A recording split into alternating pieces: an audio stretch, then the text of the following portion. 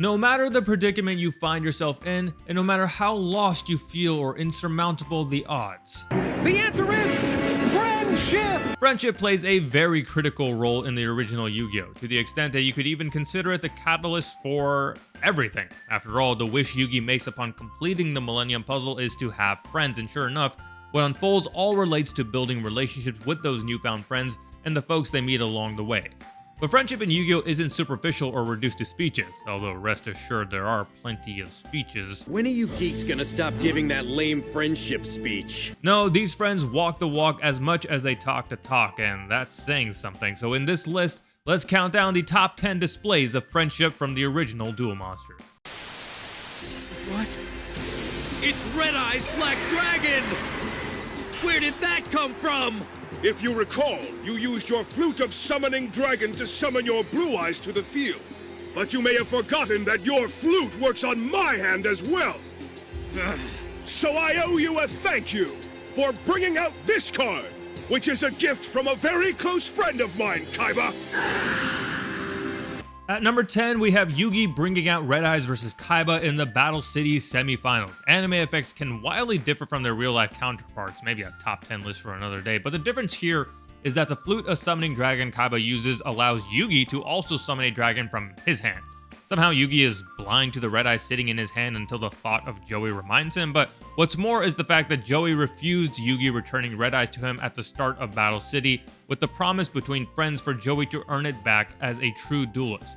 This display of friendship plants its seed at the start of the tournament, and the resulting flower blossoms against Kaiba, where Red Eyes enables Yugi to take down his rival. There's two additional points of interest here. First is how thoroughly Kaiba has studied Yugi's deck and prepared for every single one of his moves, except the move dictated by friendship, in that Kaiba did not expect to see Red Eyes in Yugi's deck. Second is how Joey, after nearly dying from Phoenix Mode Raw, regains consciousness when Red Eyes destroys Blue Eyes, demonstrating an additional connection between friends wherein both give life to each other. I'm serious. I need a hand here, eh? You guys are the best friends I ever had. Thank you. We'll always be here for you, buddy. Right, guys? Absolutely, you bet. Ditto. Always. At number 9, we have Joey's friends helping him stand up after being struck down by the counterfeit Winged Dragon of Ra. In the quarterfinals duel between Joey and Odeon, both duels are knocked out cold when Odeon plays the counterfeit Ra, and with their life points tied, Kaiba declares that the first duelist to stand up will be declared the winner. Odeon actually starts to rise first, but isn't able to get up all the way before falling unconscious again. Meanwhile, Joey is dreaming like the slacker he is, but this isn't any ordinary dream. He's actually dreaming about his friends, and they're all in class with him, but for some reason, he can't stand up. So all his friends extend a hand to him and raise him because You have a duel to win. by the time Joey comes to, he's on his feet and declared the winner of the duel. The underlying point here is that Joey's support system enabled him to stand, a support system that Odeon has lacked since Merrick was born. So while this display of friendship is all in Joey's head, it's grounded in the friendships that he has built over the show's run. Friendships so strong, they can save him from the wrath of a counterfeit god.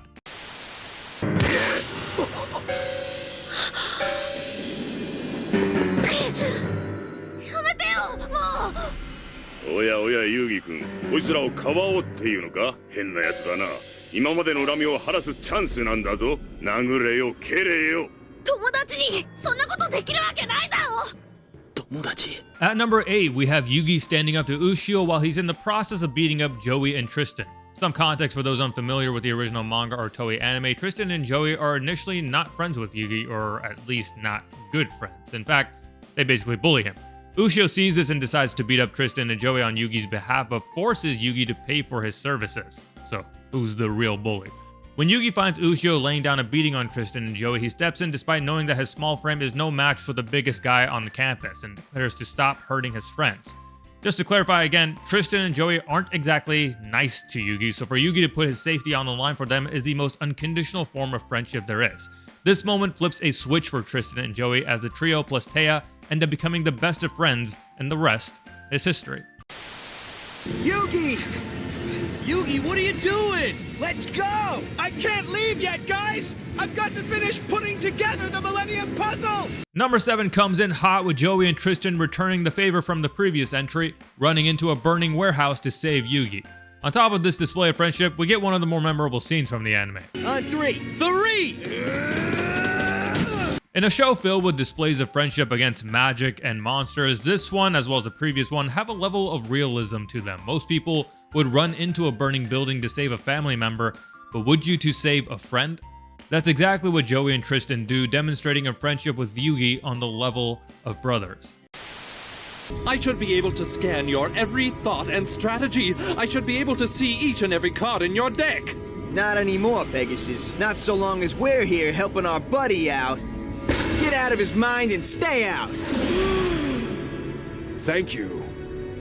Together we can stand strong against him. At number 6, we have Taya, Tristan, and Joey blocking Pegasus's mind scan. In Yugi's duel versus Pegasus, Yugi hatches a brilliant plan where he and the Pharaoh can keep trading places to prevent Pegasus from using his Millennium Eye to read their moves. Unfortunately, when Pegasus turns things up a notch by invoking the shadows, little Yugi cannot withstand the pressure and eventually succumbs to the pain. Free now to use his mind scan, the only thing that can stop him? The power of friendship. What's especially powerful about this display is that despite being cut off from the duelists, Taya, Tristan, and Joey can still sense the trouble Yugi and the Pharaoh are in. That telepathic, or better yet, heart-to-heart connection shows that this quartet's friendship knows no bounds, and their ability to stop the mind scan shows the ability of friendship to overpower the magic of a Millennium item. Wing the dragon of Ra! Destroy them both! Listen, Joey, don't be a hero! Just go! Look, I'm staying right here. Thank you. At number 5, we have Joey throwing himself in front of Mai to shield her from the winged dragon of Ra, but double it and give it to the next person because the Pharaoh then jumps in front of both and takes the hit. This is the first time we see the real Ra summon, so for a non-Millennium item wielding guy to throw himself in front of its attack without truly knowing what he's in for, and then the Pharaoh doing the same, is a double display of saving your friend, even if it could kill you.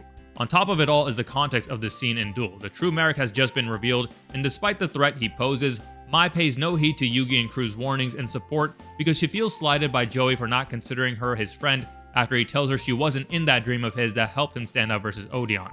Despite her insistence on going it alone, Merrick is a psychological torture expert and knows what Mai hides inside. The whole duel, Merrick is slowly ripping away Mai's memories of her friends until she truly is alone. His shadow magic leaves her unable to recognize Joey or any of the others.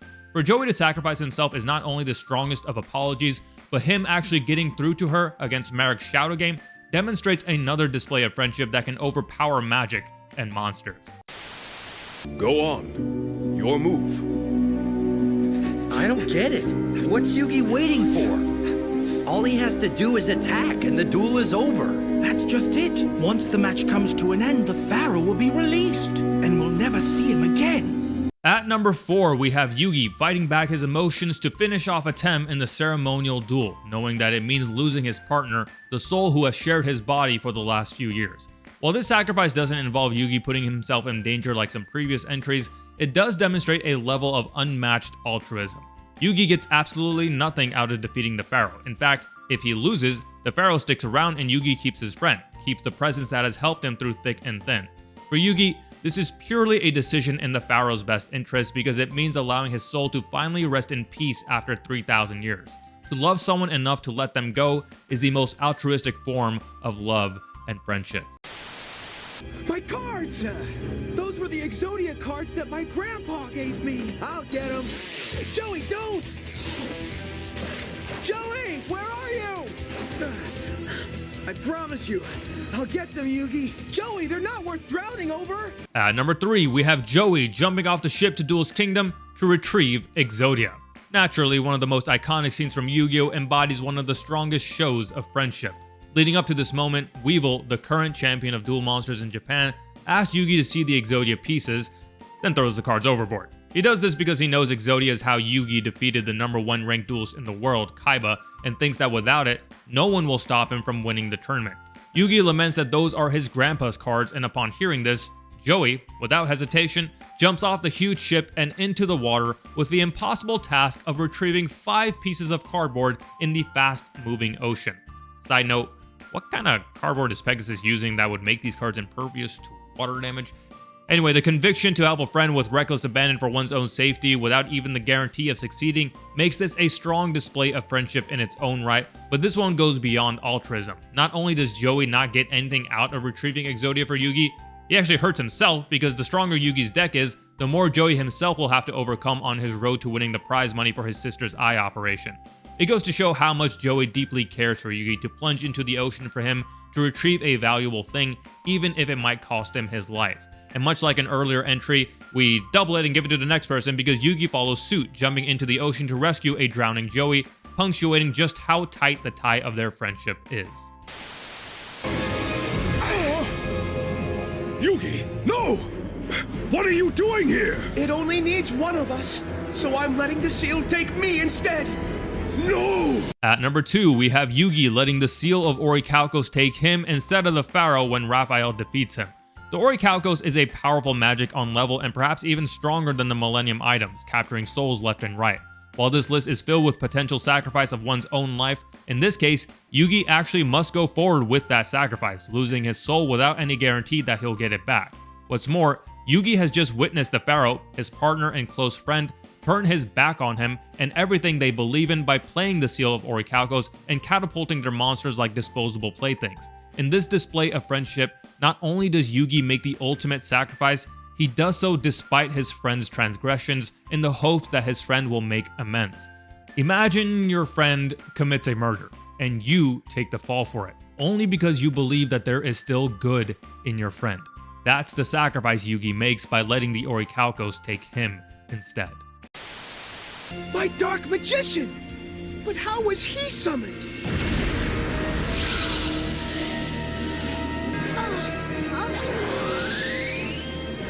Dark Magician? I have no idea where he came from, but I am not complaining.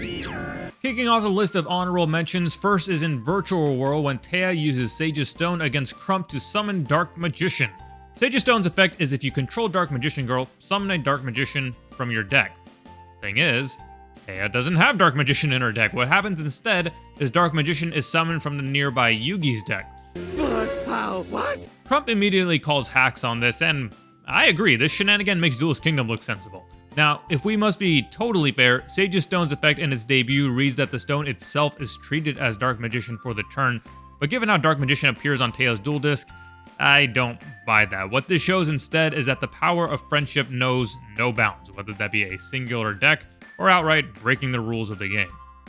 Everyone, put your hands together, and I'll mark us with a special sign. What gives, Taya? The second honorable mention goes to the friendship speech that started it all. Taya draws a smiley face across the hands of Yugi, Joey, Tristan, and herself. This is done as a show of support for Yugi as he faces the daunting challenge of defeating the game's #1 ranked player after he already defeated his grandfather and sent him to the hospital over card games. While the ink of the marker is only temporary, the smile is a constant reminder throughout the series of the bond between friends, allowing Yugi to overcome the biggest obstacles through their unwavering support. With the help of your friends, you've nearly fulfilled your destiny. That is why your spirit returned to this world after 5,000 years. For the final honorable mention, the Pharaoh summons Halakti and vanquishes Zork once and for all. Yugi and crew play an instrumental role in traveling back 3,000 years, 5,000 in the dub, into the past to discover the Pharaoh's forgotten name, including fending off Bakura, Zork's minions, and, oh yeah, the embodiment of darkness himself, all for the sake of their friend, the Pharaoh, and helping him unlock his memories. I place this in the honorable mentions because it's not exactly a moment, but rather the culmination of all the friends made along the way and how that friendship can fight through even the epitome of darkness. The dialogue from the original does a better job of explaining how Atem in the past had to lock himself away with Zork, but now with the power of his friendships manifested in combining the Egyptian gods, was able to destroy Zork once and for all. I'm saying that I've decided to save you, Joey. There's no point in both of us going down, and if I lose, you're safe. But I can't let you do this, Yug. It's my decision. So now, no, Yugi, take care of my puzzle. And taking the top spot is another double whammy. Yugi and Joey both sacrifice their lives to save each other from Marek's death trap in Battle City. In this duel, Marek has possessed Joey and challenged Yugi to a winner-take-all duel where Yugi, if he wants to live, must defeat Joey and send him plunging to his death. The battle of friendship against all odds features throughout the duel, from Yugi opting to duel without the Pharaoh's help, to placing the puzzle around Joey's neck, to summoning Red Eyes, to the various moments Joey attempts to fight back for control, like not taking Red Eyes from Yugi with the effective exchange, and not throwing a piece of the puzzle into the water, which beautifully harkens back to the early days when Joey had done exactly that. Ultimately, Joey is able to fight off the brainwashing and regain control of his body, but not before the duel is about to be decided. This constant escalation culminates in the greatest shine of friendship. Yugi can use his mystical ref panel to fire back Meteor of Destruction at Joey and win the duel, but what he decides instead is to direct Meteor at himself, effectively sacrificing his life to save Joey and bidding him a heartfelt farewell. With Yugi's life points reduced to 0, Joey's lockbox opens with the key to undo his shackles. Joey, however, resolves the rest of Meteor of Destruction and has Red Eyes attack him to reduce his life to 0, thus opening Yugi's lockbox as well. In a quick repay of the favor, Joey, instead of unlocking himself, uses the chains to Tarzan across the water to try and unlock Yugi from his shackles.